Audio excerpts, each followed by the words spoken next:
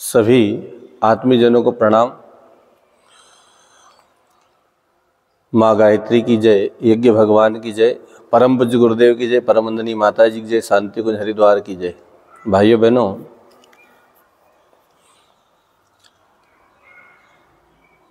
जो होता है अच्छे के लिए होता है। ईश्वर वो नहीं करता जो हमें अच्छा लगता है, ईश्वर वो करता है जो हमारे लिए अच्छा होता है। कहानी पर हम आगे बढ़े इससे पहले आपसे निवेदन, आप हमारे YouTube चैनल प्रकाश मार्ग को लाइक करें, शेयर करें, सब्सक्राइब करें। एक भक्त भगवान के मंदिर में रोज जाता था और रोज जाता था तो उसके मन में कई बार ये भाव आता था कि प्रभु, आप कितने लंबे समय से यहाँ मूर्ति बनकर खड़े हो, आप घुमाइए, आपकी जगह मैं ले लेता हूँ, कुछ समय आप विश्राम कर लीजिए। रोज रोज की प्रार्थना भगवान ने सुनी और एक दिन भगवान ने कहा ठीक है। भगवान प्रसन्न हो गए, उन्होंने कहा चलो आज तुम यहाँ खड़े हो जाओ। भगवान ने उसको मूर्ति बनाकर वहाँ खड़ा कर दिया और उसको ये कहा, सख्त हिदायत दे दी कि यहाँ पर केवल खड़े रहना और सबकी बात को सुनना है, बोलना कुछ नहीं। आदमी ने, उस भक्त ने कहा ठीक है भगवान, आप जाइए। अब भगवान गए उस मंदिर में। इतनी देर में क्या हुआ, एक सेठ जी आए। सेठ जी आए तो सेठ जी ने भगवान से प्रार्थना की, भगवान मेरा धंधा, मेरी रोजी रोटी अच्छी चले, जो चल रहा और कई गुना उन्नति प्रगति हो, ऐसा प्रार्थना भगवान से कर रहा था वो। और भगवान को प्रणाम करते हुए वो निकल पड़ा। योग संयोग से उसकी जेब से उसका पर्स गिर गया, पैसों से भरा पर्स गिर गया। अब उसके ठीक बाद एक गरीब व्यक्ति आता है, भगवान से प्रार्थना करता है कि हे प्रभु, मेरी पत्नी अत्यंत बीमार है और उसे इलाज की सख्त आवश्यकता, पर मेरे पास पैसों की व्यवस्था नहीं है। अब पैसों की व्यवस्था नहीं है, उसने भगवान से प्रार्थना की और निकलने लगा तो वहाँ पर जो पर्स गिरा था उसको दिखा। उसने पर्स उठाया और पर्स उठाकर भगवान को कोटि कोटि धन्यवाद देने लगा। प्रभु, मैंने इधर प्रार्थना की और आपने व्यवस्था बना दी। वो जो भक्त भगवान की मूर्ति के रूप में खड़ा था वो चुपचाप देख रहा था। उन्होंने कहा साहब मौन था। सेठ जी के गिरा तब भी वो नहीं बोला, क्योंकि भगवान ने उसको कहा था बोलना नहीं, खड़े रहना है, देखते रहना, सुनने रहना, जो बातें आए। अब वो आदमी चला गया, गरीब आदमी, पैसा लेकर।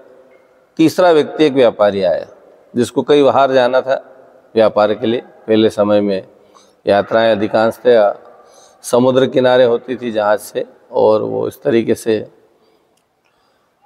उसने भगवान से प्रार्थना की, भाई मैं यात्रा के लिए जा रहा हूँ, व्यापार के लिए जा रहा हूँ, मेरे को बरकत मिले, उन्नति हो, प्रगति हो। ऐसे भगवान से प्रार्थना करके वो निकला। निकलने वाला था, इतने सेठ जी आ गए पुलिस लेकर। और पुलिस लेकर आए तो सेठ जी ने क्या कहा, अरे ये जो आदमी है, मेरा यहाँ पर्स गुमा है, इसको पकड़ लो। सेठ जी ने उसको पकड़वा दिया। अब जैसे सेठ जी ने कहा कि भाई ये चोर है, तो पुलिस ने उसको पकड़ा। पुलिस जाने लगी तो मूर्ति जो थी वो बोल पड़ी, भक्त था वो तो। उन्होंने कहा साहब ये चोर नहीं है, पैसे ने नहीं लिए हैं, पैसे तो गरीब आदमी ले गया है और उसकी पत्नी के इलाज के लिए। पुलिस ने उसको छोड़ा और उसको पकड़ लिया। पुलिस चली गई, उसको पकड़ने चली गई, मंदिर से चली गई। इतने में भगवान स्वयं वापस आते हैं। भगवान जैसे आते तो उन्हें सारी घटना बता दी, प्रभु ऐसा ऐसा हुआ। भगवान ने कहीं गलती कर दी, तुमको बोला था चुपचाप खड़े रहना, मैंने सबकी व्यवस्था कर रखी थी। ये जो सेठ रोज मंदिर आता है, बहुत लोगों को लूटता है, बहुत पैसे इसने कमा रखे हैं, लेकिन 1 रुपये का भी दान नहीं करता है। तो इसका पर्स गिरा और एक गरीब आदमी जिसकी पत्नी को इलाज की आवश्यकता और पैसों की आवश्यकता थी, तो मैंने उसके लिए व्यवस्था बना रखी थी। ये मेरी व्यवस्थाएं थी कि भाई ये पैसे गिरेंगे, उसको मिलेंगे और वो उसकी पत्नी का इलाज करा लेगा। ये हो गया।